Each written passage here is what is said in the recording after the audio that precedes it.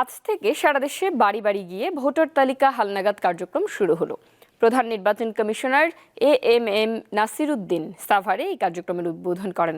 নির্বাচন কমিশন জানায়, এই কার্যক্রম চলবে আগামী ৩ ফেব্রুয়ারি পর্যন্ত। তথ্য সংগ্রহের কাজ শেষ হলে ৫ ফেব্রুয়ারি থেকে শুরু হবে ছবি তুলে বায়োমেট্রিক নিবন্ধন সম্পন্ন করার কাজ, যা চলবে ১১ এপ্রিল পর্যন্ত। সবশেষ হালনাগাদ অনুযায়ী দেশে ভোটার সংখ্যা ১২,১৮,৫০,১৬০ জন।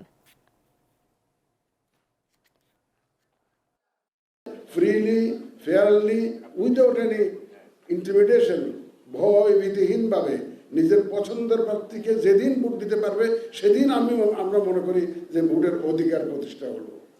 আমরা সেই প্রতিষ্ঠা সংগ্রাম নেমেছি এবং আপনাদের সবাইকে সাথে নিয়ে এই কাজটা আমাদের করতে হবে। আমাদের একা পক্ষে এটা সম্ভব না। আপনার পছন্দের প্রার্থী যেই হোক না কেন, যে বিজয়ী হোক আর জয়ী হোক, আপনি তার ভোটটা দেওয়া, তাইলে আমি এই যে লং জার্নিতে, পুরা জার্নিটাতে আমি আপনাদেরকে সাথে চাই।